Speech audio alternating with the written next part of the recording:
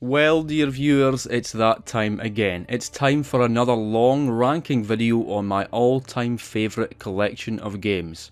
Around a month back, I put out a big video ranking the Soulsborne bosses, and whilst that project seemed like a great idea at first, towards the end it became something of a mental struggle, so much so that after that video's release I vowed never to attempt such a thing again so as to maintain my, sanity.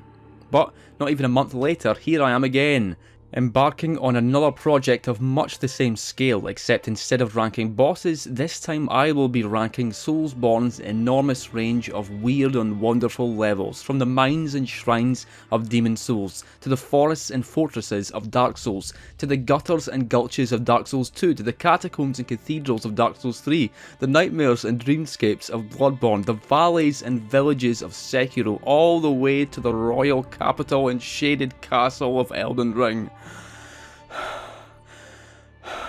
But as much as I'd love to just get stuck right into the list, there are a number of things that first need to be clarified. First of all, I know a lot of people don't consider Sekiro to be a Soulsborne game, which I absolutely understand, and as far as its level design goes, Sekiro is by far the biggest outlier of the 7 games being covered in this video, but I'm including its levels in the list anyway, just for the bloody hell of it, why not? Next, we have the issue of what a level actually is, and while it might seem kinda obvious at first, it gets hazy in places, and you can even find contradictions in the games themselves. For example, in Sekiro, the sculptor's idols give a pretty good indication of where specific locations lie in their larger levels. So, Ashen Reservoir is a part of Ashina Castle according to the sculptor's idol, but if you look at the antique map, the reservoir is its own separate location from the castle, and then the map has Mibu Village as its own location, even though it's actually part of the larger Ashina Depths level. So, where does one level end and one begin in these cases? I don't know. What I'm saying is that there can be a certain degree of interpretation and subjectivity required when delineating one level from another, and in such cases, I've simply done my best. Though I have of course stuck to the in-game distinctions wherever possible. Another thing I need to clarify is which levels I've excluded from the list and why.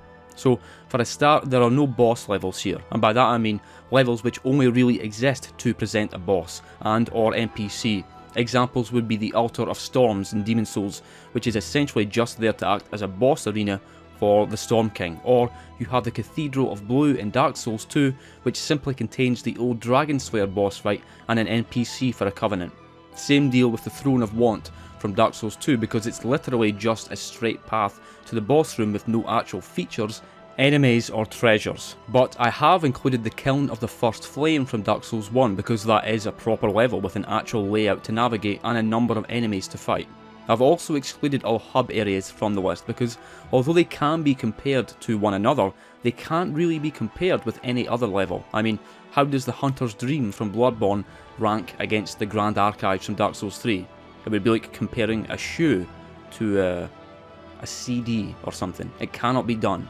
I've also excluded the Chalice dungeons from Bloodborne and the minor dungeons from Elden Ring, because again, these locations really are their own categories. Maybe I'll do a video on them in the future though. And for much the same reasons, I'm not including Elden Ring's actual regions in the video because they're just too different to everything else, being way more open and substantially bigger in size than any Elden Ring Legacy dungeon or any Souls or Bloodborne level. Again, you can't really compare something like Hyde's Tower of Flame from Dark Souls 2 to Liurnia. It's like comparing a boot to a DVD or Blu-ray. It cannot be done. I'm sure there might be some levels I've included in the list that some folk think should not be here, or some levels that I didn't include that you might think should be here, but all I can say is that I did my best to be fair and consistent, and thus the final count comes in at a hefty 147 levels, with Sekiro having the fewest at only 10, and with Dark Souls 2 having the most at 38. Damn you, Dark Souls 2. Now, I do of course also have to clarify my criteria for choosing any one castle or tower over any other valley or wharf. When putting together my list, I thought a lot about this, because comparing one level to another is much harder than comparing one boss to another. I mean, take the Crystal Sage from Dark Souls 3 and compare it to Godfrey from Elden Ring. Yes, they make for very different boss experiences with different levels of quality and challenge, but they are still fairly easy to compare. but comparing Iosefka's Clinic from Bloodborne to the Swamp of Sorrow from Demon Souls, well, that's not quite so easy, is it? I enjoy Iosefka's Clinic just fine, but it is a rather small and unambitious level. On the other hand, I don't really enjoy the Swamp of Sorrow, but of the two levels, it's way more expansive and intricate. So which goes higher? The small one I enjoy, or the big one I don't? Well, after mulling it over quite a lot, I've decided that my most important criteria for what makes one level better than another is simply how much I enjoy playing through it. The level's scale, intricacy, difficulty, beauty, yep, these all matter, and I endeavour to be fair and reasonable and just. But if a level scores well on those aforementioned elements and I still just don't like it, well then I'm probably not going to be ranking it too highly. Otherwise, what I would be doing would be making someone else's list instead of my own. I'm not trying to be purely objective here. What I'm doing is simply presenting and discussing my personal rankings. A list of levels from worst to best which I've drawn up after over a decade of playing these games countless times. Final thing to mention regarding criteria, by the way, the boss of a level is irrelevant to the ranking. This video is about the levels, not the bosses. However, the enemies within each level will be taken into consideration, because the nature, character and difficulty of enemies has a significant effect on how enjoyable that level is. Just try to imagine the Undead Parish. Without the Boulder Knights, it would suck. Now imagine the Undead Parish as it is with its Boulder Knights, Berenique Knights and Boar Demon. Another thing I simply must highlight is that some folks watching might have seen my video from a few weeks back on the best and worst levels from each Soulsborne game. Well, the reason I'm bringing that video up is that after actually putting all the levels in a list and really thinking about which level deserves to go above which other level, and also because I've included some smaller levels that I didn't consider when making that video, some of my placements will differ substantially compared to my choices there.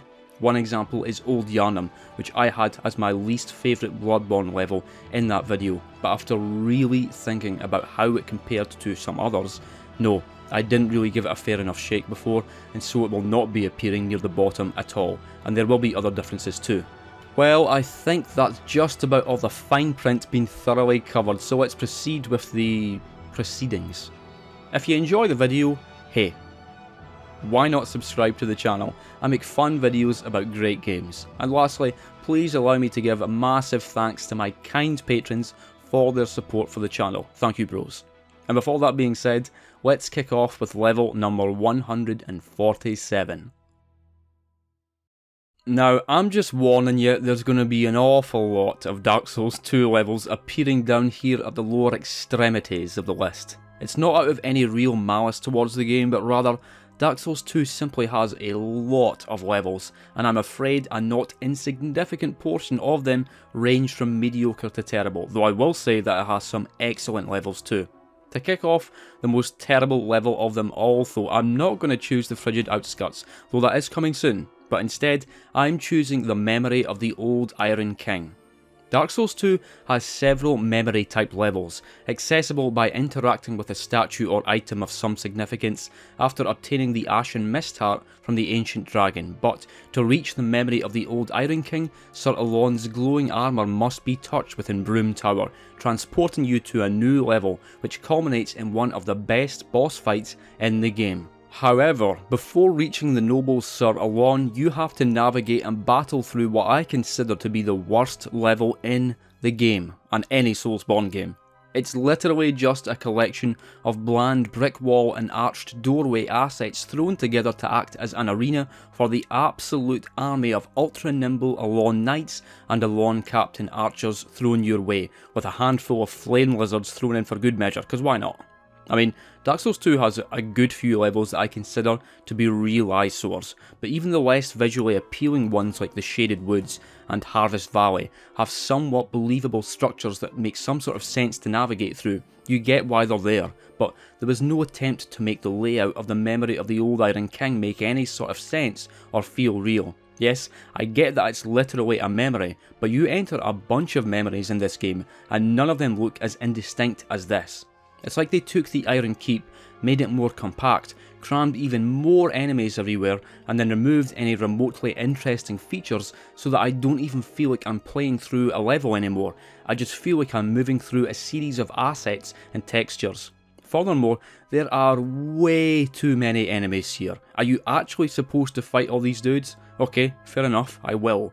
But what if I die to the boss? Should I fight them all again or just run past everything? Because it seems like you are heavily encouraged to run past everything here, which begs the question, why is the level even here to begin with? I'd have much preferred if touching the armour teleported you directly outside the boss room, because as it is, the excellent battle with Sir Alon feels soured by the tiresome pointless gauntlet leading up to it. Much of what I just said about the previous level also applies to this one, minus the part about it leading up to an awesome boss. The Cave of the Dead is also to be found within an optional area of a DLC, and again its only purpose is to serve as a wholly unpleasant precursor to the boss, though the layouts, hazards and enemies are rather different in this case.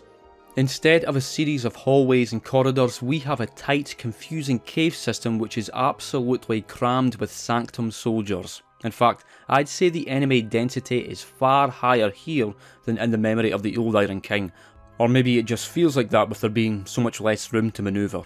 As well as the enemies though, there are also statue clusters which will spit projectiles that cause petrification build-up on contact, as well as momentarily stunning you. Bear in mind that petrification is instant death in this game, and also consider how many of these statues there are and how this level's layout is specifically designed to confuse you as you go the wrong way again and again.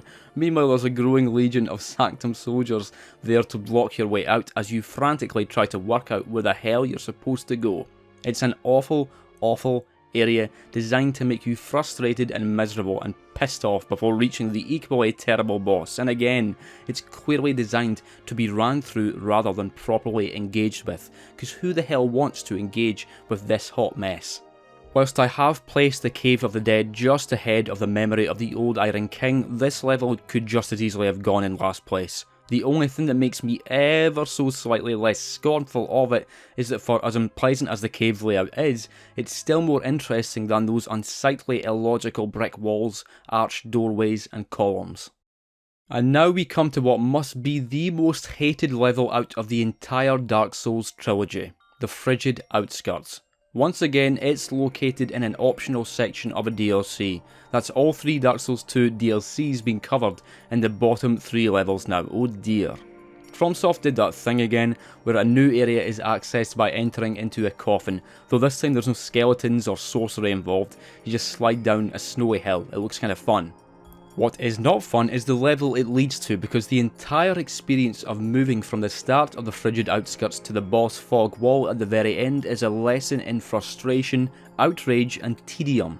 The whole large outskirts area is blanketed by a blizzard, almost entirely presenting visibility of anything not directly in front of you, which is a problem when it comes to trying to work out where the hell you're actually supposed to be going.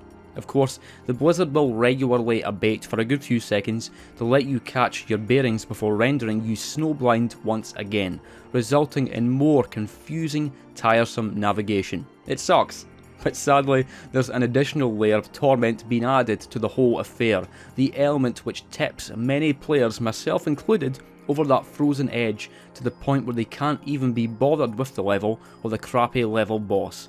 I'm talking about the frozen reindeers, the stalking, whinnying menace hounding you throughout the frigid blizzard. There are tons of these things, they're faster than you and they have very dangerous lightning projectiles designed to catch you out as you're sprinting away. The thing is, why the hell wouldn't you be sprinting? This level's horrible. Whenever I'm here, I just want to not be here. I want to either just get through it so I can cross Lud and Zalin off the list of bosses I need to beat, or in some cases, after one too many deaths at the hands, or should I say hoofs, of these horrendous hell horses, I just say screw this, I'm going home. I'm going home to sunny Majula, where instead of reindeers we have cats. The frozen reindeers don't actually respawn after being killed, and so I guess you could just progressively hunt them down for their hide. But apparently there are 70 of them in the entire area, so yeah, no. After all this lambasting, you might be wondering why I didn't put the frigid outskirts right down at the bottom of the list, and the only reason is that FromSoft did have an actual idea here, an actual mechanic which they implemented to try and create a distinctive and memorable area, and you have to admit that it is distinctive and memorable. Yes, the end result was really bad, but at least it is interesting in a sense, unlike the previous two levels. Look, I'd love to vary it up a bit more here for the first few entries, but I cannot deny my heart. Again, we have an optional DLC area from Dark Souls 2, another one from the Crown of the Old Iron King DLC. It's the Iron Passage. Just like the memory of the Old Iron King and the Cave of the Dead, this is just a frantic gauntlet through a crap ton of difficult enemies, spellcasters and even a smelter giant at the end. It's really not much better than the other two previously mentioned gauntlets, but I kinda appreciate the way it actually leans into the fact that it's here to be ran through. There's even a spellcaster in the last room who casts the promised Walk of Peace hex specifically to slow you down, which I actually find kinda funny. Also, compared to the Cave of the Dead and the memory of the Old Iron King, I've never really struggled to run through this area without dying. It's really not as hard or tedious as it initially looks. I'm not trying to actually praise this level, mind you, I'm just trying to outline why I don't think it's quite as bad as the previous levels in the West, but regardless, the Iron Passage is a stinker for sure. Again with the Dark Souls 2. You folks are going to start thinking I don't like this game very much, but yes, at number 143 I have the Black Gulch. Directly before this level, you have the Gutter, a level I used to absolutely detest, but which I've actually grown to really appreciate in the last few years. At the end of the Gutter though, we have the Black Gulch, which is vaguely similar to it in appearance, except smaller, greener and with more tentacles. There were a lot of poison spitting statues in the Gutter, but there are way more here, to the point where it's very difficult to get to the boss Fogwall without being poisoned at least once. The statues can be destroyed, but 1, if you die and respawn or come back later, they will be repaired, and 2, there are far too many of these statues, meaning that just running or rolling past them is the more expedient method of getting through the level. As well as the statues though, there's an additional and rather unique hazard in the form of these tar pits, within which lurks the dark suckers ready to grab you, and then hound you as you attempt to run the hell past everything. A cool touch with these tar pits is that they can be set alight with a torch, pyromancy or fire arrow, killing the enemy inside, but personally I usually just run past them like a dumbass, inevitably getting tagged and staggered by the poison statues and then dying, then blaming it on the level. It's the level's fault that I died. There is a second, partially hidden bonfire very close to the fog wall, but it's literally about 15 to 20 seconds away from the first, and so FromSoft must have been well aware how unpleasant an area this was for them to put it here.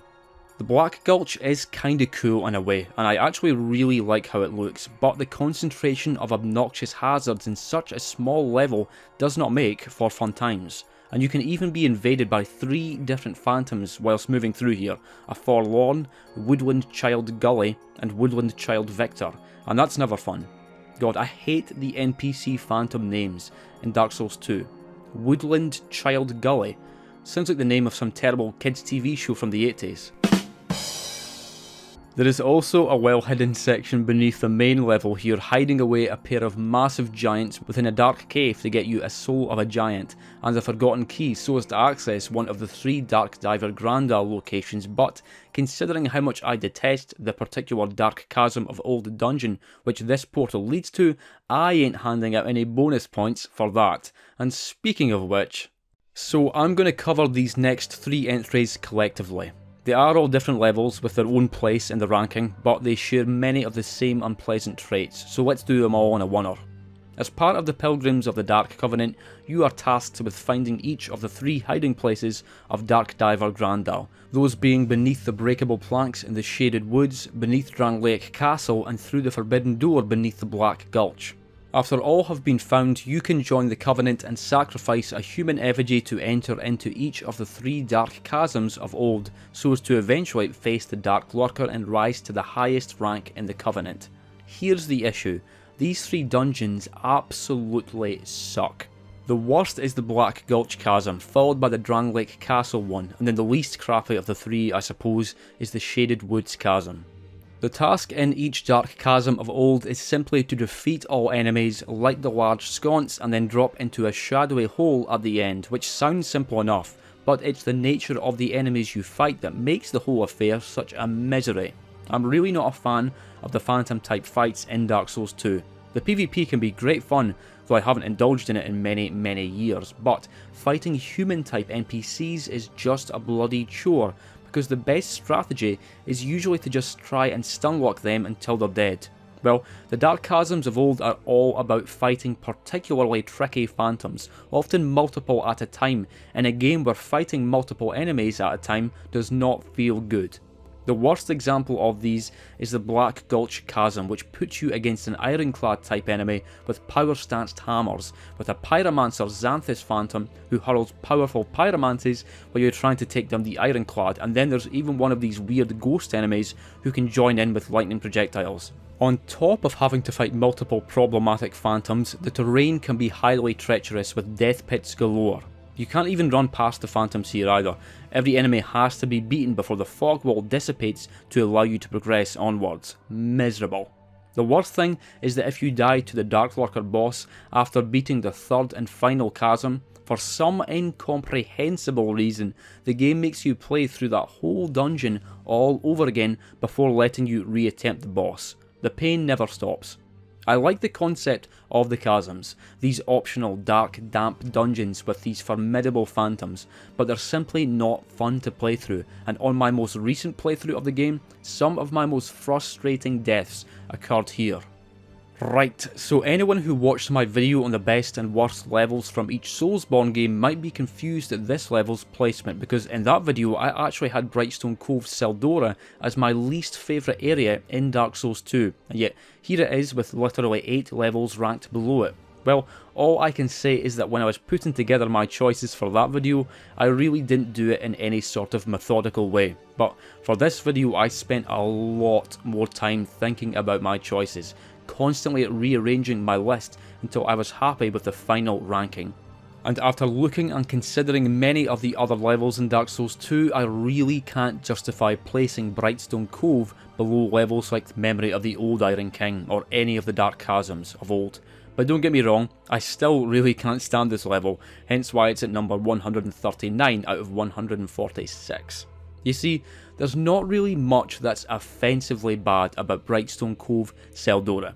It has a lot of verticality, a fairly intricate structure, and quite varied environments, from the Falconer camp near the start to the sandy ruin type section at the middle, and then the spiderweb bit before the Duke's Dear Freya. However, I simply find it all so bland. There's just no interesting flavour to be found here, either with the enemies or the way everything looks. Dark Souls 2 has a few areas I really dislike playing through, and then a good few that I really enjoy, but then there are others that are so unremarkable and uninteresting in every regard that I sometimes forget they even exist until I step out into that camp area with those god-awful bugged out Falconer enemies and the dumb pigs, and I think, God, this place. It's not just its blandness that I dislike though, because I also have issues with its design. For example, I hate the placement of Ornifex down at the bottom here, because this area is lousy with spiders, basilisks, and those obnoxious wizards with their slow moving homing projectiles, and you need to fight all these things every time you visit Ornifex, otherwise they'll attack you whilst you're in dialogue, and just when you think that's the last of them, another spooder turns up. Why must I go through this ordeal simply for wanting to interact with an important NPC? Brightstone Cove Seldora isn't the worst level in Dark Souls 2, and I can even see why some people might enjoy it quite a bit, but it holds no such appeal for me. It's just a flavourless, joyless level to trudge through. Belfry Luna is accessible via the Lost Bastille after placing a Farah's Lockstone into the wall recess, at least after a spooky encounter with the Pursuer. As such, its general aesthetic is very similar to that of the Lost Bastille, with that same dark stonework, making the whole place feel a bit like a sprawling dungeon, which is essentially what it is. But instead of fighting throngs of royal swordsmen, the main foe in this place is one of the lamest enemies in the game, in my opinion, the Bellkeepers. They're just unpleasant to fight due to their small size, and that's not me being a bigot. In fact, I'm something of a short arse myself, coming in at only 5'7", but there's just something unsatisfying about trying to hit these things. It's like fighting Gon in Tekken 3. It just doesn't feel good. And I also don't like how they glow bright purple so that you can't even properly make out their design. The first part of Belfry Luna is actually quite compact, with multiple levels populated by these bellkeepers, but it's at the top where a bloody gang of them awaits to stop you from pulling the lever to ring the bell and allow access into the equally annoying boss fight with the Belfry gargoyles. This part at the top is awful and is a prime example of how much Dark Souls 2 loves to gank you with tons of enemies, and good luck, have fun running around popping life gems as you're getting stuck with arrows and axe combos. Of course, this is a PvP area as part of the Bellkeeper Covenant, and so if you're engaging with that side of it, you might have a much greater fondness for this area, but I'm assessing everything from a purely PvE standpoint, and in that regard, Belfry Luna just isn't an enjoyable level. And finally, after 10 bloody Dark Souls 2 entries, we have a level from a different game. It's Lost Izalith from Dark Souls 1. For as legendary and groundbreaking a game as Dark Souls 1 absolutely is, it's commonly agreed that the second half of it leaves a fair bit to be desired when it comes to its level design and bosses, at least when compared to that far tighter and more polished first half, and I think a perfect example of a level which possesses none of the dense, enjoyable intricacy of levels like the Undead Burg or Sen's Fortress is Lost Izalith. After passing through the demon ruins, and after a messy encounter with the centipede demon, you enter into the chaotic realm of Lost Izalith, the birthplace of chaos and the home of the Bed of Chaos. Right off the bat, you might be struck, or should I say blinded, by the fact that there is lava everywhere. The floor is literally lava. There are thick roots throughout the level which can be walked on to avoid the lava, but most of the time you simply have to walk on it with the help of the orange charred ring, which cancels out most, but not all, of the damage. Honestly, although this level has other shortcomings, this is the aspect of it that I dislike the most. I think it looks and sounds atrocious. It's the kind of mechanic that someone on the dev team thinks of and then they add it in, but then it gets cut during production, except they didn't cut it. In fact, it's the main feature of the level. Furthermore, there's not really any actual design in the first portion of Lost Izalith. It's literally just a wide open space with a couple of safer non-lava zones throughout. Yes, there are some items strewn about this area, but I don't want to explore or do anything here because the very act of moving around on the lava looks and feels unpleasant. And then you have the copy-pasted dragon arses scattered everywhere with no thought or consideration of interesting or effective enemy placement. Mind you, although these things do look kind of ridiculous, I still like them despite myself. There's something pretty terrifying about the way they chase after you, and their jump attack is insane. They jump up so fucking high, and they can even inflict friendly fire on other enemies in the area. The sections after this are a bit less chaotic, but they're no more enjoyable to actually move through, especially with how lame these Fire Sage statues are to fight, though I have a much softer spot for the Chaos Eaters. Lost Izalith is the only level in the game with a respawning Titanite demon, which is kinda cool, or it would be if these enemies didn't suck so much to fight. Seriously, I finished Dark Souls about 15 bloody times at least, and I'm still not entirely sure how to fight these things with a melee build without taking damage from their questionable hitboxes. Although I do consider Lost Izalith to be the worst level in Dark Souls 1, I waited until spot number 137 before including it, because it's not entirely terrible and there actually are some decent moments in it, like when you can try and save Siegmeyer, or that downright upsetting final encounter with Solaire and the Sunlight Maggot. Sorry, but we're not done with Dark Souls 2 just yet. Far from it, in fact, because at number 136 we have Earthen Peak. Not only am I a critic of this level, but I'm really not a big fan of the levels leading up to it, beginning with Huntman's Copse and then onto Harvest Valley, and then onto Earthen Peak where Mytha Baneful Queen awaits. Harvest Valley kicks off the poison theme of course, giving everything that noxious green tinge, but then Earthen Peak continues on with the poison aesthetic, except with way more annoying enemies. I tore into Brightstone Cove Sildora a bit earlier for being so painfully bland in its concept, environment and enemies, but with Earthen Peak, the larger issue is how goddamn ugly it is. What a horrible looking level. Everything looks dirty and messy and grimy, but rather than this being done in a visually interesting way, the textures are just unpleasant to look at. I'm not even just talking about that infamous part near the fog gate with those atrocious repeated textures, but also the entire level. It looks like shit. There's a way to make things look blighted and rotted without making them unpleasant to look at. Demon Souls, Elden Ring, Dark Souls 1 and 3 nailed this just fine, but Dark Souls 2 rarely nails it.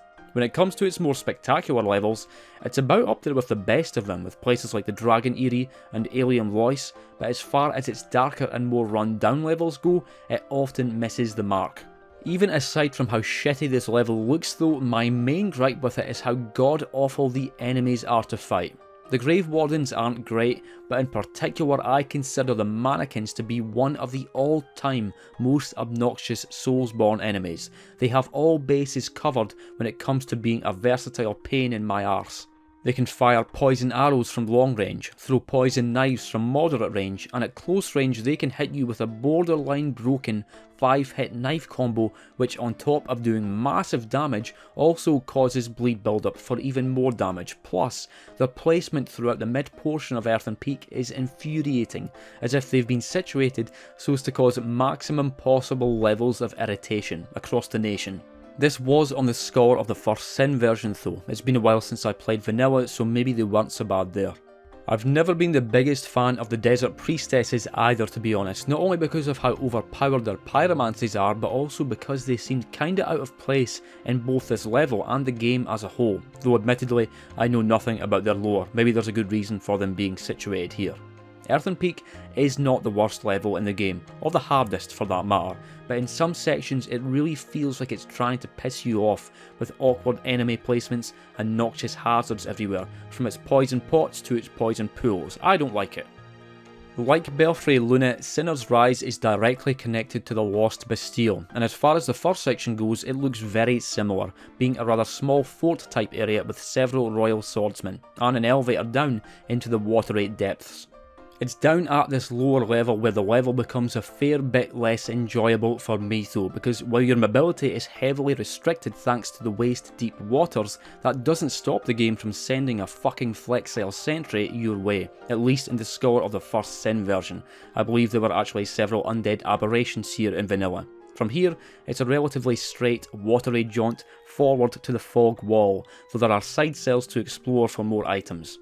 An admittedly very cool aspect of the level is that if you found the Bastille key, then these gates near the fog wall can be opened to set alight the pitch so as to illuminate the boss arena, though I don't quite think the level itself deserves bonus points for that, because it's more of an aspect of the boss fight. There's really not a great deal to say about Sinner's Rise, to be honest. It's just a short level before the Lost Sinner fight. It's not a terrible level, but nor is there anything particularly good or interesting about it. Let's move away from the Dark Souls games for a second, please, shall we? Introducing the first Sekiro level in the list, the Abandoned Dungeon. Honestly, this was a bit of a tricky one for me to rank, because while I do consider it to be rather miserable and unsatisfying to traverse through, that was also clearly the intended effect, wasn't it? There are expansive, beautiful levels in Sekiro with stunning soundtracks, but the Abandoned Dungeon is a dark, hellish place of insect infestations and unspeakable experiments with the rejuvenating sediment. One of the most striking moments upon entering is being set upon by a tortured, grasping husk of a man, and so you put him down, only for him to get right back up 5 seconds later in a never-ending cycle of death and forced rebirth until the point of utter madness. Not unlike the process of going hollow in the Dark Souls games. It really is effective horror, and this is an uncomfortable place to be in, though its main purpose is to act as a passage onto the lift to Mount Congo, or as a means to reach the Ashenate Depths, at least after fighting the, Shichiman warrior. providing you have enough divine confettis, otherwise good fucking luck. Despite how effective the Abandoned Dungeon is in presenting itself as a place of misery and madness, the fact is that it's not very enjoyable to play through, not only because of its slightly confusing layout, but also because its main enemy here can't even be properly killed, meaning that the best strategy is to just run through it. It's the same sort of issue I have with Mibu Village, which also has respawning enemies. And why not continue with the deviation away from Dark Souls 2 for now? with the first Bloodborne entry, the lecture building. Very unconventional type of level for Bloodborne, and I guess its anomalous nature is due to it existing as a sort of interstitial zone connecting the real world to the nightmare realms. The ground floor of the lecture building is accessed directly after being squished by the minor amygdala outside the entrance to Yahar Ghul, whereas you get warped to the first floor after touching the dead, dreaming body of Mikolash at the end of Yahar Ghul, though both floors feel very similar to traverse. The level really is what it sounds like, just a long building with a couple of large lecture theatres, as well as a selection of side rooms holding all manner of intriguing scientific equipment and interesting notes and items. The most interesting part about it really is how unique it all looks, but that's about where its interesting qualities fade, because it's just not a great level to actually play through, largely because of the fact that it feels more like a connection point between two levels rather than a proper level of its own. Also, although the enemies here are very distinctive with these really weird slime scholars who move and attack almost as if they're made of quicksilver, I don't find them especially fun to fight. Hitting them just doesn't feel as satisfying as laying into some foul beast or madman. Mind you, I do like how there's a random church giant on the first floor, especially seeing as how this variant doesn't appear anywhere else in the base game. I also give the level bonus points for the superb confrontation with Patches the Spider. You should appreciate it, if you've a grain of gratitude in you. Yes. Appreciate it.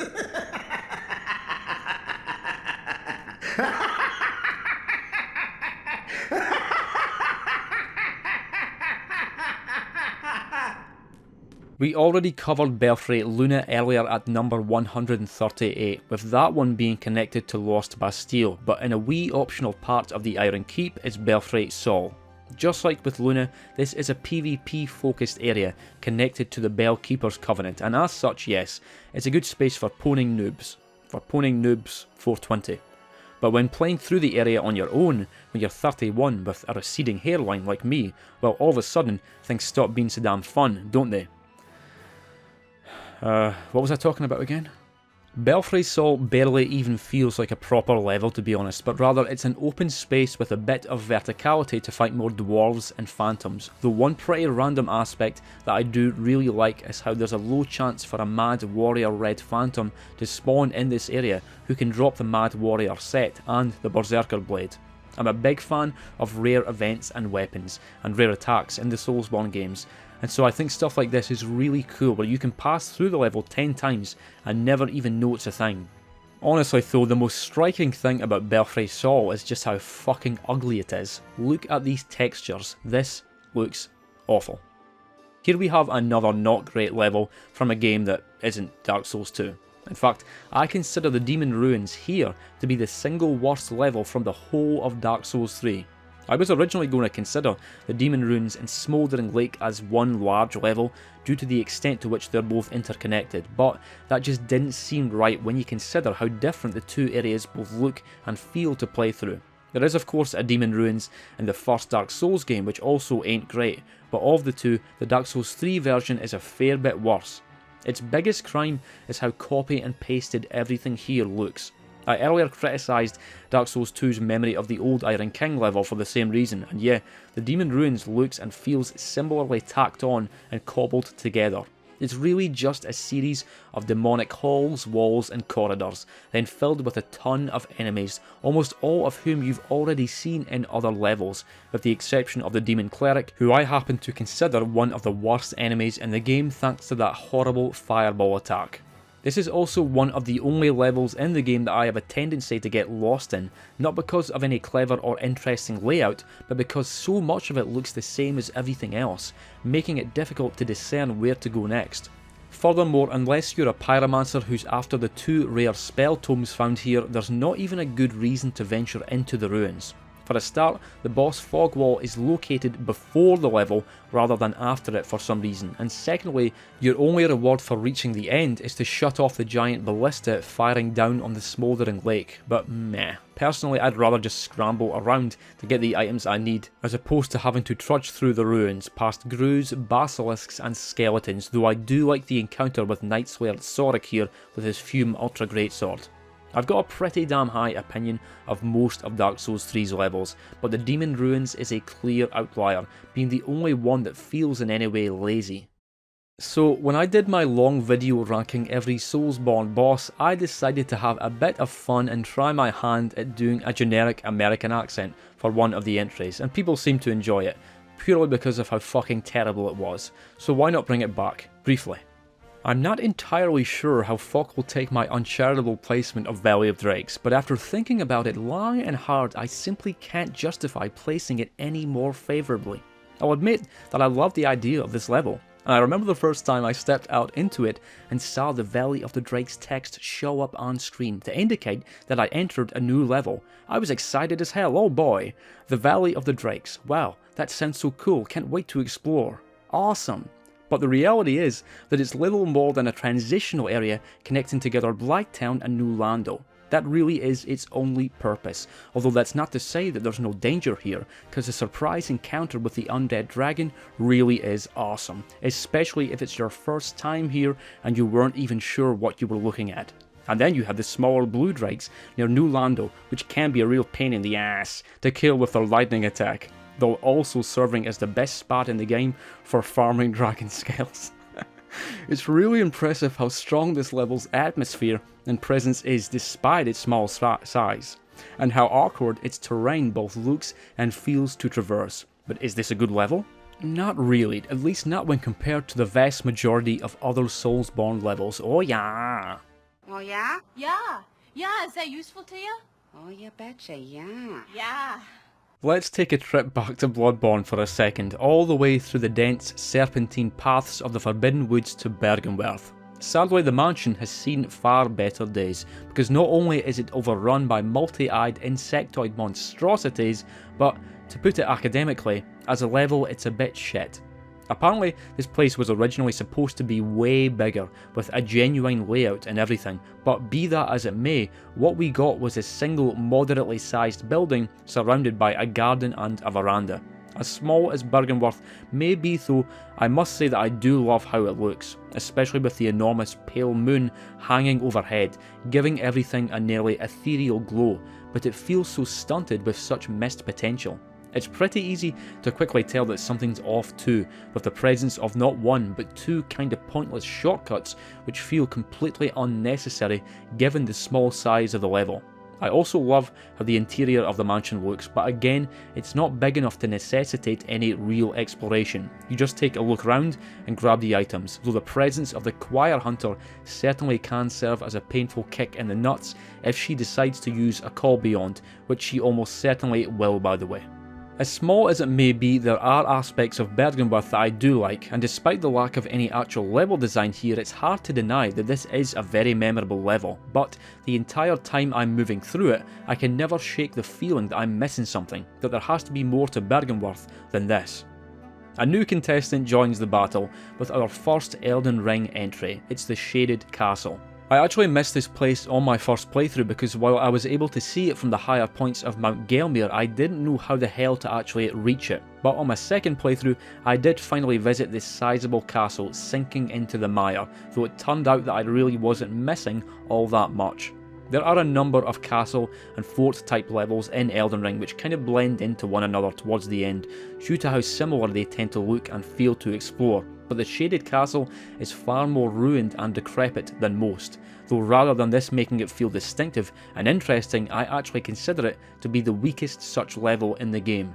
In truth, the level feels more like the shell of a castle than anything, especially with the emphasis on exploring the perimeter via the battlements, and having to traverse through the thick poison swamp which also limits your mobility, and rather than fighting mighty knights and soldiers, you'll mostly be taking on revenants, putrid corpses and dogs, along with a couple of those annoying perfumers, though admittedly there are some pages and Cleanrot Knights to be found throughout who are appreciated. I do appreciate you, Cleanrot Knights. I like how the aesthetic of the later parts of the castle shifts a bit to become more creepy and uncanny with those oddly placed statues, making it feel kinda similar to Castle Cainhurst from Bloodborne, but it's really not enough to elevate the level into anything all that interesting. I don't think any of Elden Ring's major or minor legacy dungeons are flat out bad, but I do consider the Shaded Castle to be the weakest among them.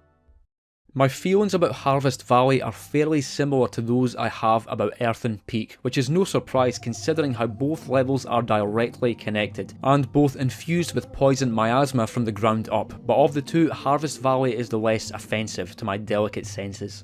It's still not a very pleasant looking environment, but it's not quite as downright ugly as Earthen Peak. Mind you, the poison element is pushed even harder here, especially seeing as how much of the level has you trudging through thick pools of poisonous gas for shiny items, though in some sections it's nearly impossible to even see where you're walking, potentially made worse if you have an angry skeleton or two on your arse. Speaking of enemies, I can think of more enjoyable parts to play through than this bit before the sickle dudes, though there are other far worse instances of being ganked to be found in Dark Souls 2, several of which I've already covered. There's a different particular resident of Harvest Valley who I have more of a troubled history with though, not only because they can one-hit KO you with their Dark Orb projectile, but also because they're one of only two enemy types in the game which can be farmed for sunlight medals, with the other being the Falconers. The trouble is that the drop rate is disgustingly low, and so I remember going through this level and fighting these Bane Diggers over and over again, then getting nailed by Dark Orb and then killing them over and over some more for an hour or two, and not getting a single sunlight medal, and it sucked. Speaking of sunlight though, I do like how the sunlight altar is randomly tucked away in an easy to miss corner of the level. It provides a warming ray of sunshine to this otherwise baneful level. Dark Souls 1's Tomb of the Giants is a level I really want to like. It is undeniably spooky, you cannot deny that, and very dangerous, but it's the suffocating darkness that's the main issue. Having levels where the gimmick is to heavily restrict the player's visibility is a questionable feature in any game, because I just want to be able to see where the fuck I'm going, please. I prefer for the environment to be fully visible, otherwise I'm liable to look back upon that level unfavourably. Well, the Tomb of the Giants is quite literally the Dark Souls of visibility restriction levels. There are death pits everywhere, some of the most dangerous enemies in the game are to be found here, particularly the skeleton beasts, which are borderline overpowered, and it can simply be really difficult to work out where the hell you're supposed to be going. Of course, there are multiple ways to mitigate the darkness, namely the cast light sorcery, the skull lantern, though it's entirely possible that you get unlucky and never get a drop, or the sunlight maggot, but even then you still have the treacherous terrain to contend with, and the spooky skeletons. I do like that FromSoft tried to give the Tomb of the Giants its own unique gimmick to set it apart from the rest of the game, but the result is that when entering this level after beating Pinwheel, I have little to no desire to stick around and explore, and instead I just want to get to the bit with the tiny skeleton babies, nail the Pinwheel clones there, beat Nito and then skedaddle. This is the second time a level named the Demon Ruins has appeared on the list, though in the case of Dark Souls 1's Demon Ruins, I don't find it to be quite so objectionable compared to Dark Souls 3's version. After defeating Quelag and leaving her spidery domain, then ringing the second bell of awakening, you could turn tail and ascend back up to Blighttown to the safety of the surface, or you could venture just a little bit farther into the scorching realm of demons. It's intimidating and impressive as hell when you first enter the level because of how different it is to any previous place you will have explored by this point in the game. However, that's about where my praise ends, because when you look past the fire and brimstone, what you get is a sloppy, thrown together level mainly characterised by its use of haphazardly copy and pasted demon enemies that you already encountered as bosses way earlier in the game. I do like how Ceaseless Discharge has to be beaten first before the rest of the level can be traversed through, with it draining the lava from the lower levels, though at the same time it's quite clumsily executed, with these 6 Taurus demons just chilling at the bottom of an ocean of lava before. It's when you see these demons just standing here that you start to realise that this probably isn't going to be as impressive or complex a level as Blighttown, but instead the Demon Ruins mainly serves as an arena for you to do battle against squadrons of Taurus demons, Capra demons, centipedes and 3 different bosses, which somehow manages to not be as awesome as it sounds. I'm a massive fan of Lothric Castle, and a massive fan of castle levels in general, to be honest. It's a bit of a bias I have. Very near the starting portion of the castle though, just after beating the Dancer of the Boreal Valley, you can turn left into a different level entirely, guarded by a mace and great shield wielding Cathedral Knight, standing sentinel in front of the entrance to the Consumed King's Garden. Conditions in Lothric Castle certainly can't be called ideal. However, the Consumed King's Garden is significantly more chaotic and toxic. This is a toxic work environment. As well as the fact that the very ground is dangerous to walk on, some of the most incomprehensible enemies in the game are to be found lurking around in the form of the pus of man creatures. As cool as their designs may be though, I've never much enjoyed actually fighting them, not here or in the Eudex Gundir's second phase, though they do go down pretty easy if you're using a pyromancy build. Regardless, they make moving through this place kind of a chore. There are some cool items around, including an Estus Flask shard, but the presence of the toxic ground surface and the pus of man enemies means that the last thing I want to do is stick around and explore, waiting for the toxic meter to go down every time. I am a massive fan of the Cathedral Knights though, of which there are several in the area. They're one of the coolest enemies in the game with their chunky armour and huge greatswords and maces, but they're not unique to the King's Garden. You first see them back in the Cathedral of the Deep. There are no bonfires here either, which means every time you die to the Consumed King himself, gotta run all the way through again, past the Knight's abyssal abominations and slugs. Ugh, take me back to the castle. Honestly, it's levels like the things betwixt that I find the most difficult to rank, because how the hell do you judge it? I mean, as a tutorial level, it's fine. It's quite slow paced, simple and puts you in a few different scenarios so that you can try out some basic moves. And if you're sick of your gender, you can even take down a pair of ogres and then jump in this coffin here to transition. Very progressive.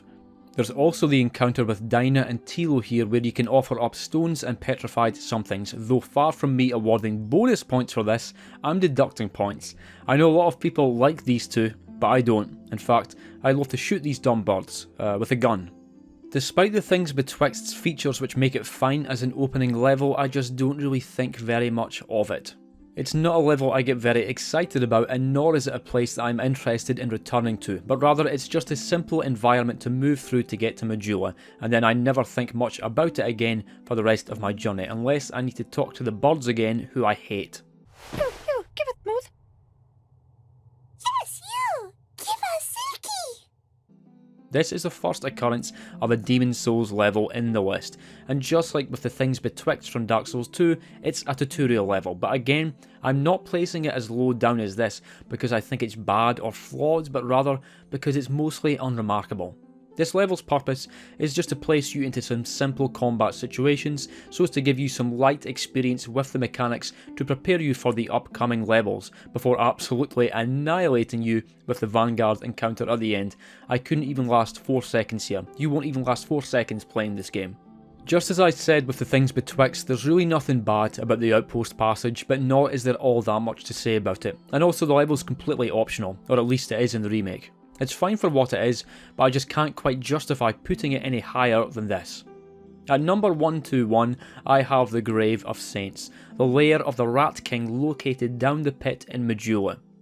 Like Belfry, Luna and Sol, this is a PvP focused level, though for the Rat King Covenant rather than the Bellkeepers. As such, there's a strong focus on contraptions which can be activated through the use of Pharos Lockstones, which can be used strategically to help deal with invaders.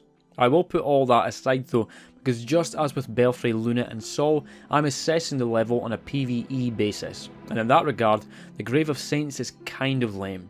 There's simply not much to see here other than pick up a few treasures and fight one of the laziest bosses in the whole game, though the encounter with Roy the Explorer is a bit more noteworthy, with him donning his translucent Oris armour, which he can even drop, though the actual fight plays out the same as nearly every other invader fight in the game, that being to just stunlock him to death. And that's about all I have to say about this level. It's pretty damn forgettable, and it's usually just a place I barrel through to defeat the boss for some easy souls before descending further down into the gutter. I have placed the doors of Pharos slap bang next to the Grave of Saints because the dealio here is much the same. Again, it's essentially a large arena for the Rat King Covenant with even more Pharos Lockstone contraptions to trip up opponents, though it does feel larger and a bit more interesting than the Grave of Saints. For one, the main enemy here is the Gurm Warriors, whose designs I just really like with their super heavy axes, hammers and great shields. There's also a Mastodon Knight at the beginning, which is actually one of my favourite enemies in the game. I think Dark Souls 2 could have used a few more large, meaty enemies of this nature, and less of the giant ballsack dudes from the Shaded Woods. I do acknowledge that for PvP, this might be a brilliant place to have fun in, but in my regular playthroughs, it's merely a place to quickly pass through with some cool enemies to fight. For the second time thus far, we have a level from Sekiro, this time the ghostly, misty village beyond the poison pools of Ashina Depths. Mibu Village is actually really cool in several ways, and has a very creepy backstory, even having some similarities to Bloodborne with how all the villagers went mad and experienced weird transformations, though in this case it's from drinking the rejuvenating waters rather than from imbibing the old blood. The lead up to the level is very misty and ghostly, thick with apparitions, monkeys and fat cocks. It's the village itself though that I don't really enjoy playing through all that much, and the main reason for that is that you are heavily encouraged to just run the hell past everything due to how the villagers simply resurrect after death, somewhat similarly to how they do in the abandoned dungeon, albeit in a less grisly manner here.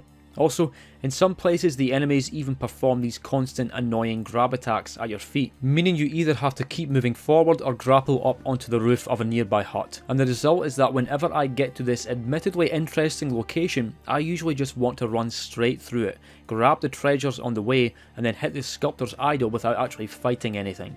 I guess that must have been FromSoft's intention here, to have you frantically sprinting through this mad village to try and find out what happened and then onward to defeat the corrupted monk for the Shelter Stone, but the result is that I never want to stick around here. I just want to get through it, beat the boss, and then return back to my sweet boy in Ashina Castle.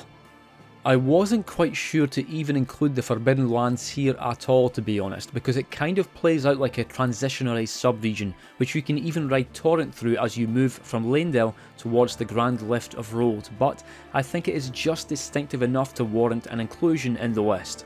Honestly, for a level with a focus on limiting your visibility, I think that this is a beautiful and densely atmospheric section, with its uniquely purple-hued mist and the streams of red lights flowing through the air, looking kind of similar to the Guidance of Grace, except that bit stranger and more mysterious.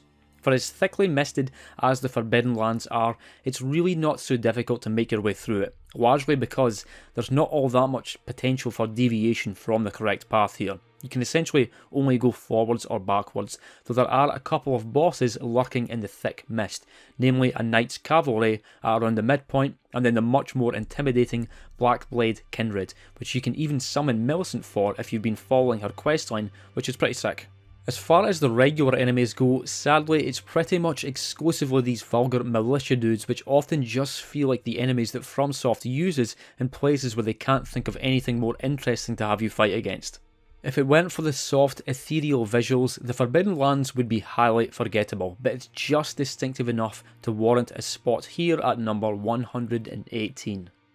So back in my best and worst levels from each Soulsborne game video, I actually had Swamps of Sorrow as my least favourite Demon Souls level, but as you can see, this time I've placed it just a bit ahead of the Outpost Passage, simply because I cannot possibly justify claiming that this is a worse level than that short tutorial level. Although I'm not the biggest enthusiast when it comes to Demon Souls bosses, with several of them being underwhelming, repetitive, or even borderline broken, I have a significantly higher opinion of its levels, which is why not many of them are appearing down here at the lower end of the list, whereas quite a few will be appearing at the higher end. As for the Swamp of Sorrow though, the second level of the Valley of Defilement, the one and only reason I have it here at number 117 is that I just don't fucking like playing through it. It's not a bad level, and in fact, there are a number of great things you can say about it, like how expansive it is, how oppressive and filthy the atmosphere is, and the cool event with the slug cluster and the large Sword of Moonlight. However, regardless, even so, I just don't like the level. I actually don't have an inherent dislike of poison swamps. I mean, I'm not a huge fan of them or anything, but the presence of one doesn't automatically make a level bad in my eyes, but I'm really not big on the whole wading through a swamp of shit idea here, or how slowly you move through it, or how easy it can be to get pushed off the higher ground back into the shit swamp, or how confusing the level gets towards the end as you're trying to make your way through the hovels towards the boss arena. Also, although I absolutely appreciate the disgusting, oppressive, miserable atmosphere that FromSoft/Bluepoint were going for here, the result is that the level feels disgusting, oppressive and miserable to play through. I don't take any pleasure in ranking the Swamp of Sorrow as low as this, but the fact is that I always leave the Valley of Defilement to last in any Demon's Souls playthrough, because it's kind of a bloody drag. The Catacombs of Karthus are situated over Smouldering Lake and the Demon Ruins, and indeed this level has a striking similarity to the Demon Ruins, only with less lava and demons, but way more skeletons. I guess my main gripe with the Catacombs is just how uninspired so much of it looks. Perhaps not quite as copy-pasted as the Demon Ruins, but still, the bridges, stairways, halls and corridors do kind of blend into one another. Of course, the most defining feature of the Catacombs is the damn army of skeletons infesting it, with regular small ones armed with shields and falchions, and then ones throwing curse pots, so the biggest pains in the asses, nice grammar, has always been the bigger, swifter ones stalking the halls. It's really easy to get crowded by enemies down here, and fighting more than one of these things can be a death sentence, though this is made worse and even slightly tedious with the fact that they have to be killed twice before they will stay dead. This sounds like an okay mechanic, but a lot of the time how it plays out is you kill a skeleton and then just have to stand around and wait there for another 8 seconds for them to get back up so you can kill them again and then carry on through the level. Even all that aside though, I've just never quite enjoyed moving through the Catacombs. It really is quite labyrinthine, with a bunch of secrets and a few illusory walls leading to alternate paths and hidden treasure, and, unlike the Demon Ruins, there's even a fairly decent degree of verticality to be found throughout its depths, but even so, its layout still feels a bit too grid-based and uninspired, certainly when compared to most of the game's other levels. And we're back with another Sekiro entry, but this time I'm talking about the Sunken Valley, specifically the Gun Fort section. For a start, I can usually never remember how the fuck to even get down here, but then I remember that you're supposed to pass beyond Ashina Castle here, beyond the cheeky monkeys, and down into the snowy valley, guarded by bandage-covered snipers defending the way towards the gun fort.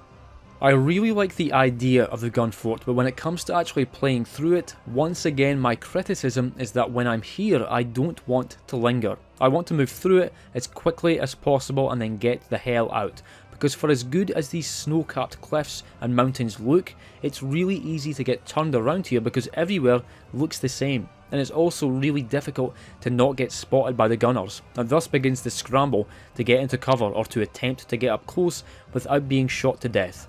I guess the idea is to use stealth to get through this place, but the issue is that the gunners are situated so as to have ideal vantage points over these bright open spaces, and so you inevitably will get spotted, probably several times, especially in the more populated areas further in. I do really enjoy the encounter with Snake Eyes Shirafuji though, and the whole open area with the massive statue head looks awesome, but again, what I don't like is being assaulted with gunfire from a distance in a game primarily focused with melee combat. Well, we had a good run talking about some other games for a while there, but now we must return back to Drang Lake, specifically to the Shaded Woods. The opening section of this level, beyond where you encounter Ben Hart and Rosabeth, is one of the ugliest sections in the game, and that's saying something. I guess it's more of a transition area leading you further into Shaded Woods proper, but fucking hell, these textures are about enough to make my eyes bleed, not to mention these enemies with the massive ball sacks. Why do they have those massive ball sacks? Further on though, again we have a case where FromSoft went with the, hey, wouldn't it be fun if we made it so the player can barely see anything gimmick, putting you through a foggy forest populated by roaming ghosts who are borderline invisible by the way. I guess it's not enough that you can barely see what's 3 meters in front of you, got to make the enemies nearly invisible too. Mind you, there is a neat hidden mechanic where you can hit the trees with faces on them to evoke a groan from them which will attract a nearby ghost. Pretty cool idea. Honestly though, it's not really this part that makes me groan, but rather the section within the ruins. Layout wise, I guess it's fine with an emphasis on using fragrant branches of yore to de-petrify the statues, essentially serving as a gamble to see what you get for using one up, and whether the treasure was worth it, or if you even get anything at all. Again though, it's the general aesthetic here that makes me turn away in distaste. Again, we have that muddy, mossy green colour everywhere, made even more dreary by the thin mist, and on the score of the first Sin version, there are even more ghosts populating the ruins, but then you have these anthropomorphic dreadlocked lion enemies which just look like they're from a completely different game. There are a couple of cool moments to be found here though, like the hidden encounter with Ornifex, not to mention Man Scorpion Tark just snoozing down here in the pit, who you can even recruit for the upcoming boss fight with Najka if you have the Ring of Whispers equipped. Mentally, I do kind of put Shaded Woods in the same general category as Harvest Valley and Earthen Peak, but that's probably more because of how green they all are. I will concede though that Shaded Woods is somewhat more interesting to play through than those other two, as ugly as it may look. I'm not quite finished with the Valley of Defilement from Demon's Souls, I'm afraid, because here at number 113, just a few places ahead of the Swamp of Sorrow, we have the Depraved Chasm.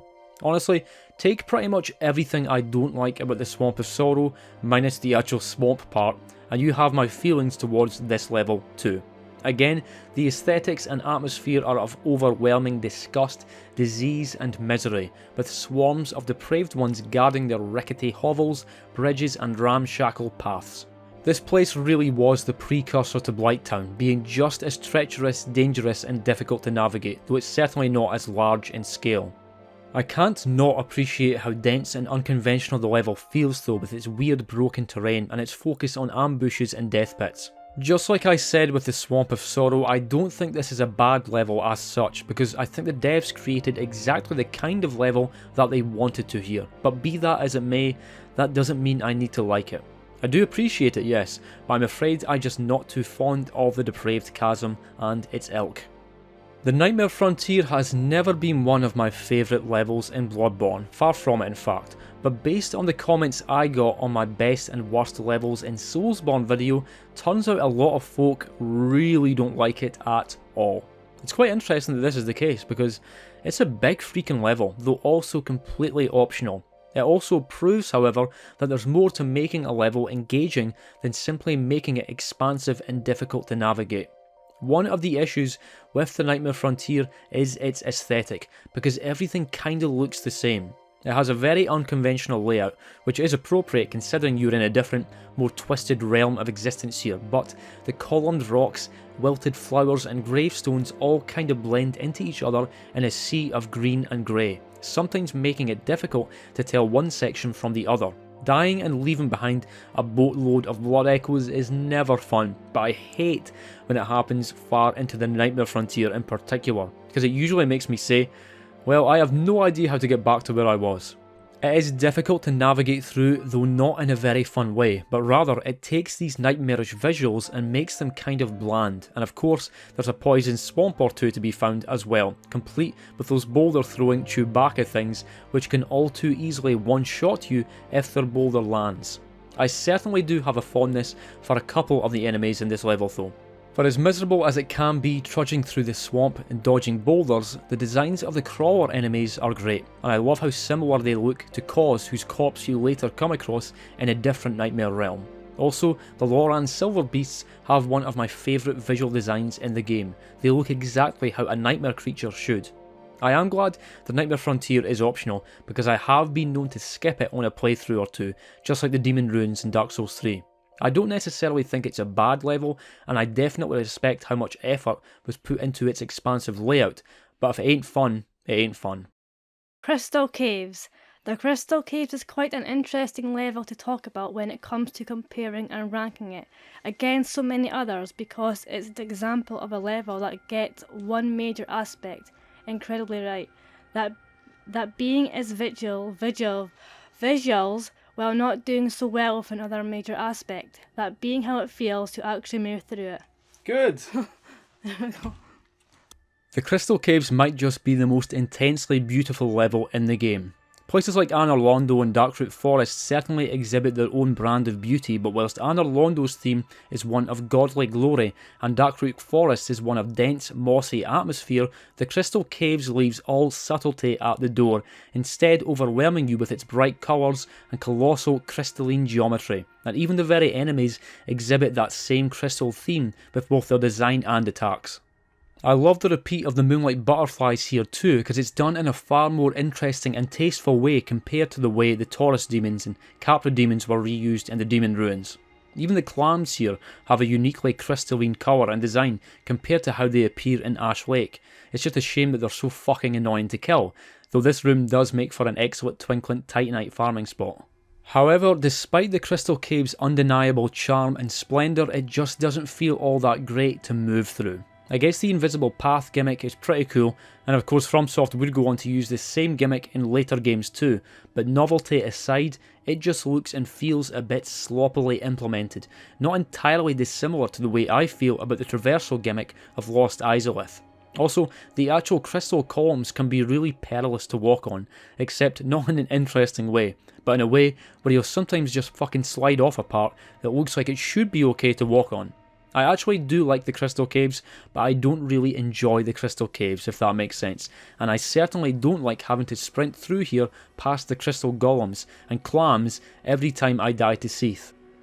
Angel River was another level I wasn't entirely sure about including, because there can be such variance in the nature of Elden Ring's levels that it's difficult to equate them. I mean, you have the big legacy dungeons, but then you have the minor legacy dungeons like Lake of Rot, but then there are some locations that feel like larger, more open dungeons where you can even use Torrent. Regardless of all that though, I'm putting Angel River here. Sue me. It's not a bad area, but I guess it's just a bit forgettable. Again, feeling more like someplace you probably just want to move through on your way to the real destination at the end, that being Noxtella. The first time you see one of these hanging malformed stars admittedly is very sick though, I will say that, with these astral anomalies essentially being a somewhat less dangerous variant of Estelle who you'll encounter somewhat later as part of Ranni's questline, and I do like the idea of having to hide behind the ruins for cover from its blasts of gravitational magic, though I'm not the biggest fan of how many of these clay men enemies are down here.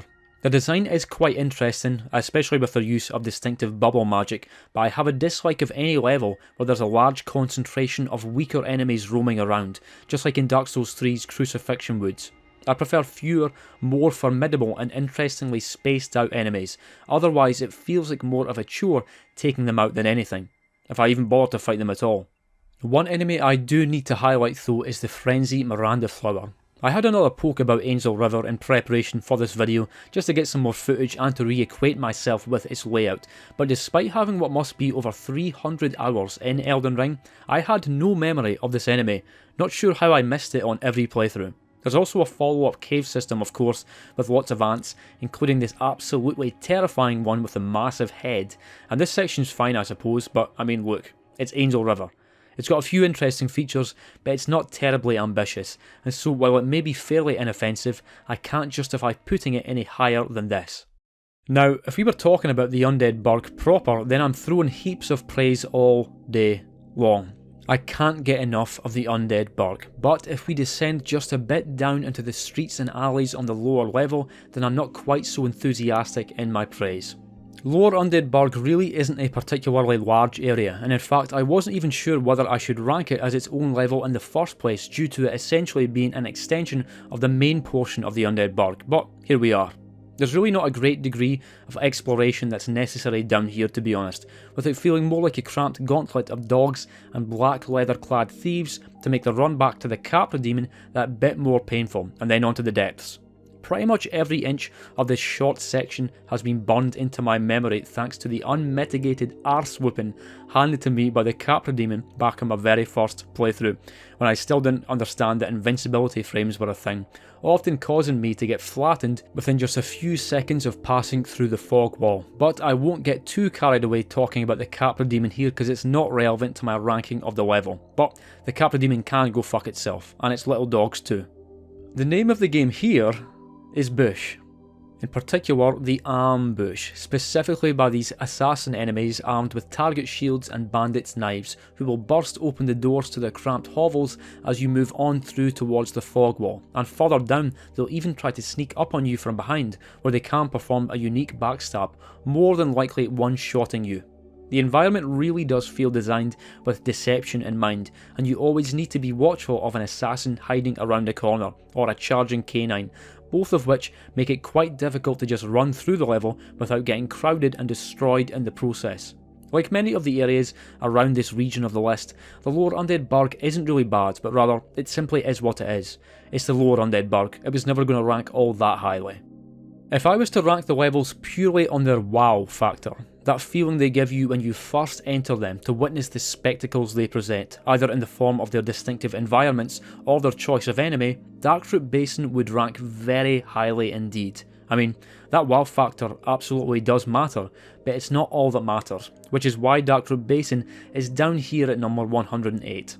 Of course, the most defining feature of the level is the presence of the Hydra down at the bottom of the grassy slope, though I remember when I walked in on my first playthrough I could barely make out what it even was. I just saw a mass of writhing shapes in the distance, complemented by a series of massive watery projectiles being hurled my way before I proclaimed, well, I guess I'll just come back here later, cause fuck fighting whatever that is. As well as the Hydra though, there are numerous crystal golems, which will almost certainly be most players' first time seeing any enemy remotely like this, enhancing the already incredible ambience and ethereal atmosphere of Darkroot Basin. As big a pain in the arse as the Hydra's projectiles can be to avoid though, feeling borderline impossible to not get hit by at times, this is one of the few occasions in the game where there actually is friendly fire, and it's good fun to try and bait the Hydra into nailing the golems. Mind you, fighting the Hydra up close has always felt awful. Unless you're a magic or bow user, you have to play so passively and just stand there to wait for it to attack, and then hope its heads are positioned favourably so that it's actually possible to deal damage, because sometimes it will straight up clip through the wall to its left and it can feel really awkward to finish off. I said earlier I wouldn't be considering the quality of the bosses when assessing the quality of levels, but the Hydra is not a boss, and it's also a defining element of the level itself, greatly affecting how you move through it, thus I have taken it into consideration. All in all, very cool wee level, and let's be honest, kind of legendary with how it presents itself, giving many first time Souls players an awful fright, but impressive and intimidating presentation aside, I really can't place it any higher than this. My hands are tied. And next up we have Ash Lake, which happens to be the home of the only other Hydra in the game, and as such I've saw fit to place it just ahead of Darkroot Basin. The reason for this is that although Darkroot Basin does look incredible, Ash Lake manages to look even better. That moment when you exit the base of the Great Hollow and step out into this totally unexpected and unfamiliar environment is one of the standout moments for near any first time Dark Souls player. And then you see another Hydra in the distance, except with a more threatening black coloration. Sadly, the mechanics of the encounter are exactly the same as before, so again actually fighting the thing still kinda sucks, but still, this is a pretty cool Hydra. In fact, Ash Lake in general is one of the coolest levels in the game, made even cooler with the way its dramatic soundtrack thunders on right as you enter. However, the issue is that there's almost nothing here. In fact, the vast majority of Ash Lake is simply there to be ran through, past a few bothersome clams, and then onto an audience with the everlasting dragon. Excuse me while I literally slice your tail off, Mr. Dragon. There's nothing bad, or flawed, or mechanically or aesthetically offensive about Ash Lake, it's just that it's very unengaging to move through. If there were a few more interesting enemies along the path to the everlasting dragon, that might have made all the difference, but as it is, it just feels a bit too barren. If I was ranking Leyndell Royal Capital, then I assure you it would not be down here in the hundreds. I'll be placing Leyndell very highly indeed, trust me, but that's for much later. As far as the Ashen Capital goes though, the version of the city after the Erdtree has been set ablaze by Melina, the Forge of the Giants, and then burned even further after unleashing the Rune of Death upon the lands between in crumbling Faram Azula, well, this city really is a mere shadow of its former self here. All of its former golden glory and complexity has been buried under a vast sea of ash, doing away with the streets, alleys and architecture, and the heralds and Leyndell knights who guarded it all. Certain landmarks are still present though, like the vast form of the Dragon Gransax, as well as the Bolt of Gransax, though if you didn't remember to pick up the Bolt of Gransax's legendary weapon before all this, then you miss out on it for the rest of the playthrough. Bit of a weird design decision to be honest. I used to think the Ashen Capital was simply here to be moved through to get back up to the Erdtree Sanctuary, but there is actually a spot where you can fight not one, not two, but three ulcerated bloody tree spirits in the one large area, who are guarding the Erdtree Favour +2 talisman. Yeah, no. I think I'll just grab the talisman and fuck back off, thanks. The Ashen Capital isn't exactly great fun to explore when compared to the Royal Capital, but I do class it as a respectably decent level in that it does exactly what it sets out to do. It's an excellent display of the devastation that your own actions have caused, maybe even making you question whether all this destruction and fire was worth it just to become the next Elden Lord. I covered Ashlyke just a couple of entries ago, with that being both a surprising and visually striking hidden level in Dark Souls 1, but before you get to Ashlyke, you first need to descend down the Great Hollow, another impressively well hidden optional level accessible via Blighttown. At one end of the Blighttown swamps you have Quelaag's ominous domain, but at the other end lies a very conspicuous tree root slope which leads to some treasure, the Plank Shield. Wow, this shield fucking sucks. However, behind the shield is an illusory wall, leading to some better treasure. Hey, alright. But behind this treasure is another illusory wall, leading to a whole other level which looks nothing like any other level in the game.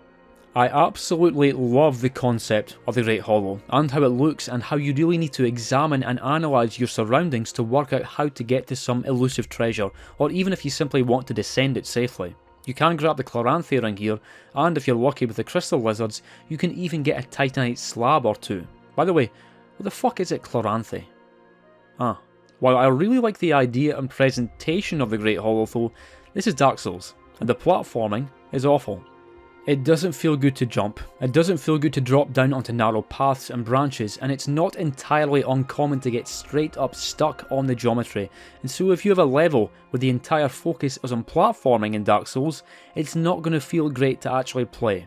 Even in Elden Ring, which had a jump button, the platforming focused sections were often torturous. Need I bring up the Frenzied Flame prescription? Like Crystal Caves, the Great Hollow is a perfect example of a level that I like, but just don't really enjoy. Though, if you're wondering why I put it ahead of the Crystal Caves by a few places, I guess it's because I have a soft spot for the Mushroom Men. Let's briefly return back to an Elden Ring level, please, and one that I know is very controversial. In my best and worst Soulsborne levels video, I actually had the Subterranean Shunning Grounds as my least favourite Elden Ring level. But to my significant surprise, there was an uproar in the comments section, an absolute brouhaha. In fact, by far the most common responses I had in that video were people who were shocked that I didn't like it, and I did not expect that at all, because I am really not a fan and never have been. Nonetheless, you will now observe that I've placed it above the Shaded Castle, the Forbidden Lands and Angel River. I'd like to say that the outraged cries of the crowd did nothing to shift my opinion, but to be honest, after ruminating on the aspects of the level that people enjoyed, I have reconsidered my position just a bit after making that video. And also, when comparing it to the other 3 Elden Ring levels already covered in this list, I just couldn't justify claiming that the Shunning Grounds was an inferior level. My position on the Subterranean Shunning Grounds is very similar to my position on the Valley of Defilement from Demon's Souls. I respect what they were going for, and I think they achieved exactly what they set out to do. They created a vast, confusing, labyrinthine network of passages, pipes and dungeons, populated by imps, omens, revenants and giant enemy crawfish who you can flip onto their back for massive damage. The idea of the Shunning Grounds was to serve as a dark home for the omens, beings whose very existence is in defiance of the Golden Order, serving as living testaments to the age of the Crucible, and indeed, the place is crawling with these deadly, monstrous beings, from the more conventional variants to the most deadly of all with their clusters of crooked horns covering near every inch of their bodies.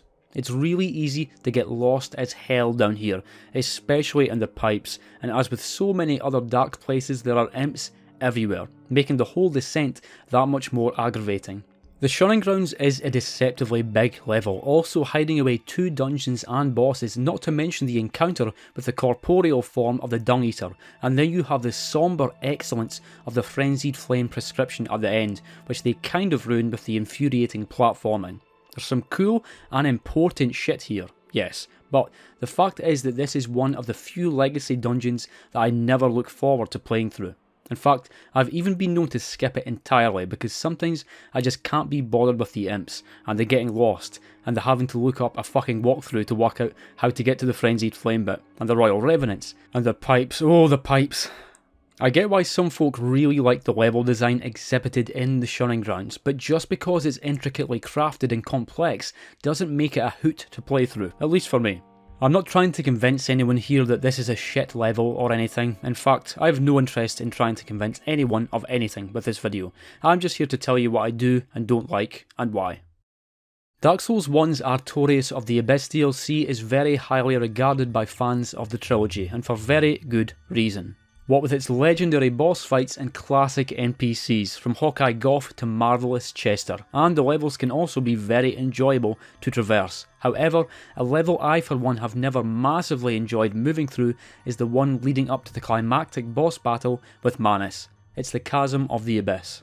Just like with the Tomb of the Giants, it is dark as hell down here, with only your immediate surroundings really being illuminated, though at points you will be able to make out clusters of dull red lights, signalling the presence of Ulusil residents and sorceresses, often attacking you in groups from the darkness. The most interesting enemy of all in this place though is of course the mysterious humanity sprites, because there's a lot of them down here and they look incredible, giving the place a very eerie vibe, especially with how silent these entities are. Their presence makes this place the perfect humanity farming spot, though as well as that, they also come into play in a hidden event where they crowd around a smaller version of Sif who requires rescue.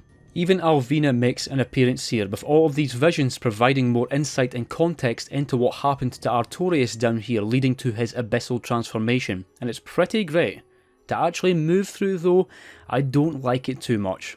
With it being so dark and rocky, it can be frustrating to navigate, especially when you have Ulusil sorceresses sniping you with dark magic, and furthermore, there are no bonfires down here, meaning that if you get nailed by Manus, who can be a formidable challenge, then you need to run through the place every damn time, which I'm not the biggest fan of. Even so, the Chasm of the Abyss absolutely has other elements which do elevate it, and I do take all elements into consideration with my rankings, and so I'm happy to place it here at 103.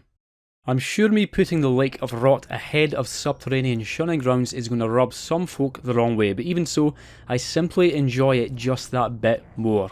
This is many people's least favourite area in all of Elden Ring, and I absolutely do get why. I mean, it's a lake of rot. It's even worse than a poison swamp because the damage over time you take from Scarlet Rot is way worse than poison damage over time.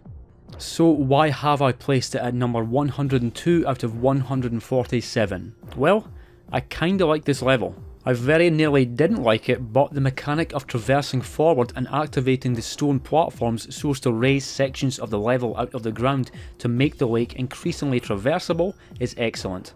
Although it looks completely different, it kind of reminds me of the gutter in Dark Souls 2, where the place starts out dark as hell, but after exploring more and moving forward, you can light up more and more of it to make it more navigable, and that's the sort of mechanic I really appreciate in a level, when it rewards you for making progress by making the previous parts of the level that bit easier, so that if you die, your next attempt will be less painful and you can move even further forward still. Don't get me wrong though, as much as I praised it there, this isn't exactly my all-time favourite Soulsborne level or anything. I don't like how many basilisks there are for a start, and even if you are smart in raising the platforms, you are still very likely to get Scarlet Rotted, which really ain't too fun, especially if you don't have any items to cure it with. I do like how there's a sleeping dragonkin enemy to the left of the lake though, which you might not even fully notice at first because it's difficult to make out what it even is at a distance. I have pretty much no praise for the second part of the Lake of Rot though, the Grand Cloister. The Kindred of Rot enemies are horrible to fight at range because of their pest threads attack, and so as soon as I enter here my primary objective is to just move through as quickly as possible towards the coffin down to Estelle's lair. I know I'm supposed to hate the Lake of Rot, but I just don't, and in fact I kind of look forward to it way more than the Shunning Grounds, maybe because it's basically impossible to get lost here. When thinking about all the levels in Bloodborne, I imagine most folk probably forget about the Healing Church Workshop. I certainly did, especially with it kinda just feeling like an extension of Cathedral Ward, but it is its own smaller level with its own structure. The way to the workshop only opens up after defeating the blood-starved beast in Old Yharnam. I don't really know why to be honest, and never have, but this door just randomly opens with no explanation after the boss is beaten. The main section of the workshop is a tall tower with multiple levels, guarded by bestial Yarnamites and wheelchair-bound minigun-toting madmen, though in particular the two rifle-wielding enemies above as you enter have been responsible for many a quick death in my own playthroughs. Within the tower, there's a section which calls for platforming which, as discussed during the Great Hollow entry, is not my favourite thing in these games. Even so, if you know the right spot to roll from, you can enter into the real life version of the Hunter's Dream, just like FromSoft did with Firelink Shrine in Dark Souls 3, and would later do with the Round Table Hold in Elden Ring. As cool as this inclusion is, it's the very base of the Healing Church workshop that makes me place it above so many others, because I absolutely love the encounter with the beast-possessed soul here, with this being the one and only encounter with it outside the Chalice dungeons. Furthermore, the smoky section outside with its roaming gangs of torch-wielding beasts and dogs achieves peak levels of that delicious Bloodborne atmosphere that I love so damn much, made even more threatening with the inclusion of a kidnapper and brainsucker. Very cool level, and a great way to connect both the upper and lower sections of Cathedral Ward, but at the same time, there's something just a bit forgettable about it. I think it's because aesthetically it seems to just blend in with Cathedral Ward and Central Yharnam rather than having its own personality, and also it's not too large a level. Plus, the platforming section can be a bit of a pain, especially if you make a misstep and need to ride all the way up the elevator from the chapel to try again. At number 100 I have the Smouldering Lake from Dark Souls 3. To start off with, this level looks incredible, and just like Ash Lake from Dark Souls 1, it's entirely optional and quite easily missable, but when coupled with the colossal ballista firing down from above, it makes for one of the most visually striking areas in the game, and then a massive fucking worm, composed entirely of corpses, pops out of the ground. Oh, and also it can use lightning. Pretty much every time I've ever killed this thing, it's been with the help of the giant ballista, although apparently you can beat it with melee attacks, but I've always been too afraid to even try. Mind you, although the ballista strategy is effective, it's not exactly engaging. In fact, all you really have to do is stand in front of an obstacle and wait around for a minute or two. Job done. As far as exploration goes, well, it really is just a large space littered with goodies to pick up, including the Shield of Want from Dark Souls 2, which is a nice wee reference. The element that makes the level interesting is the giant ballista regularly firing down upon you, but at the same time it's also really tedious and annoying to slowly move around the lake trying to time your rolls correctly. Though of course, that's where the Demon Ruins comes in, allowing you to turn off the ballista entirely, if you can even be bothered entering the ruins at all. I definitely do appreciate the idea of the level having this major threat which can be deactivated to make it easier to traverse through though. Much the same sort of thing is done in the Undead Settlement with the giant archer. Really not a particularly interesting area when it comes to its big open layout, but then again, Dark Souls 3 has plenty of denser and more intricate levels to explore, and so the inclusion of the Smouldering Lake can make for a nice change of pace. For being an entirely optional area, No Man's Wharf is surprisingly large. Furthermore, it's the only Soulsborne level I can think of that has a sort of pirate theme, and that's kinda cool, I guess. Varangian pirates aren't the only enemies in No Man's Wharf however, because in the more shadowy recesses of the level you have the grotesquely proportioned Dark Dwellers, though a really great strategy for making them easier to defeat is through the use of light, and to be honest, the light aspect of the level really is my reason for placing it quite favourably in my ranking. Just like I did when discussing the Lake of Rot, I'll make a comparison to the Gutter here, though the similarities are greater with No Man's Wharf, which also encourages the use of a torch to progressively illuminate more and more sections of the level. No Man's Wharf really isn't as dark as the Gutter of course, but even so, I enjoy how I'm encouraged to use a torch throughout the level, especially when fighting the aforementioned Dark Dwellers, though there is a Pharos Lockstone contraption on the upper level which activates and raises the large lantern, making the torch less necessary. I'm not the biggest fan of the enemy density in this level, because you really can get ambushed and ganked in some sections, which is never a good thing with Dark Souls 2, but it does feel rewarding to move through. It can feel quite punishing at first with the fact that there's just a single bonfire, but that's why lighting the sconces are a good idea, to make repeated run-throughs easier, and also there's a major shortcut you can activate once you reach the other side of the wharf. The goal of the level is of course to summon the ship closer, which then takes you to a specific section of the Lost Bastille, and this can be done by pulling the lever to ring the bell, but it's actually possible to just hit the bell with an arrow from a distance. I find it both funny and really cool that this actually works because it's so easy to do, yet I imagine very few people actually try it. Hey, pretty cool level. Hey, not bad. After getting a hold of the King's Ring from the Undead Crypt in Dark Souls 2, you can begin entering through the large King's Doors throughout Drang Lake, one of which is located within the Shaded Woods, leading to Aldea's Keep. Aldea is of course a major character in Dark Souls 2, though his role was made even more major after they added him into the game as both an NPC and boss in a patch long after the game's initial release, and indeed, the Scholar of the First Sin specifically refers to Aldea. His keep is quite an interesting level, holding many horrors and wonders. There's not all that much to see in the outer section, apart from a monkey that drops a Black Knight Great Axe for some reason, not sure what the lore is on that, but inside you're greeted with some far more striking sights, including the skeleton of a dragon that's way bigger than any other dragon in the game. This thing used to briefly come to life right here in the vanilla version of the game, but they changed it in Scholar of the First Sin so that it only crashes down upon you once all 4 sconces have been lit, which has always seemed like a bit of a pointless and arbitrary change to me. The dragon skeleton is not the only oddity though, because a bit ahead in the Great Hall, there are some of the weirdest creatures in Drang Lake, suspended in cages above, including undead aberrations, mimics and ogres. This whole section really is pretty excellent, featuring a number of side rooms holding various scientific equipment for the weird experiments carried out here, and then you have the dragon acolyte enemies who have one of the coolest headpieces in the game. I'd be lying if I said I loved Aldea's Keep, but it is for sure an interesting location with some great moments, like when the ogre breaks through the wall at the end just before the Guardian Dragon boss fight, though I hope you'll forgive me for resisting the temptation of making a Shrek joke here.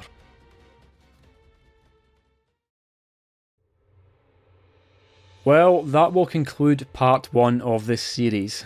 We went through some of the worst levels in all of Soulsborne, and then onto some which, while not being bad, tend to leave a sour taste in my mouth when I play through them, and then onto some pretty decent and interesting ones which just don't do quite enough to make it into the big leagues. I'll be honest, ranking all these levels was pretty hard, and as I was writing this script, I was switching them around constantly, but eventually I got the list to a point where I was pretty happy with it. Though I'm sure there's still plenty here to piss people off, which, although not my intention, is always inevitable. Anyways, I sure hope you'll join me again for parts 2 and 3, coming soon. Please allow me to give another fond thank you to my kind patrons, and on that note, cheers for watching and cheerio.